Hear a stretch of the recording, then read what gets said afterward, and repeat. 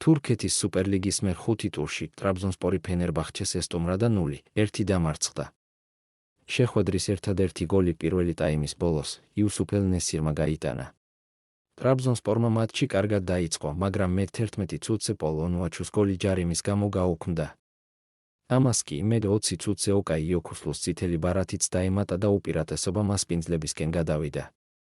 ფენერბახჩემ მეორე ტაიმში მეტოქეს შანსი თითქმის არ დაუტოვა და რამდენჯერმე სხვაობის გაზრდის კარგი შანსიც მიიღო, მაგრამ მათ თამაში ხელი ანდრე ონანამ შეუშალა.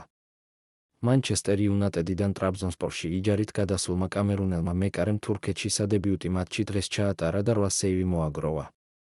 SofaScore-ისა 8 აპრილი და HoScore's 7 სექტემბერი ვერსიებით კი ორივე გუნდიდან ყველაზე მაღალი შეფასებაც დაიმსახურა.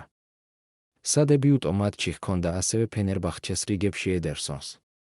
ბრაზილიელ მეკარეს კარში მხოლოდ ერთხელ დაურტყეს.